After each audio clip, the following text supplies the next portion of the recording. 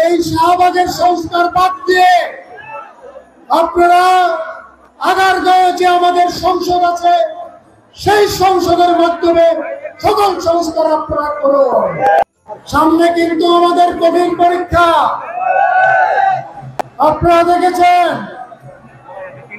এই বিশেষ করে তত্ত্বাবধায়ক সরকারের এক এক দিন তারা এক এক সুরে কথা বলছে, বিভিন্ন সংস্কারের কথা বলছে।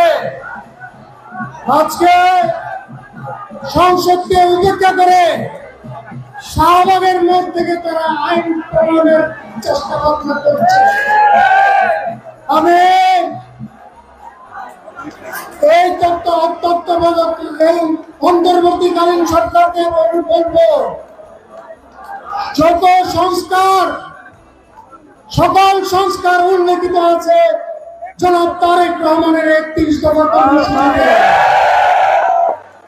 তারপরেও যদি কোন সংস্কার আপনারা মনে করেন অবিলম্বে একটি সংস্কার করেন, সেটা সঠিক নির্বাচনের সংস্কার।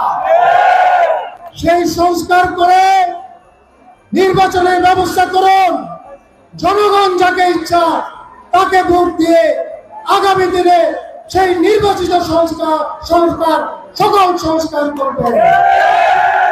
এই শাহবাগের সংস্কার বাদ দিয়ে আপনারা আগারগাঁওয়ে যে আমাদের সংসদ আছে সেই সংসদের মাধ্যমে সকল সংস্কার আপনারা করুন। নেতা কর্মীদেরকে আমি বলতে চাই, আগামী দিনে আমাদের যে সময়, এই নির্বাচনের আগ পর্যন্ত যে সময়, সেই সময় আমাদের অনেক ধৈর্য সহকারে পার করতে হবে। আমি আগেও বলেছি, আজকেও বলতে চাই, আমরা নেতা কর্মীরা, বিএনপির কর্মীরা আমরা এমন কোনো কাজ করব না যাতে আমরা সাধারণ জনগণ থেকে দূরে সরে যাই।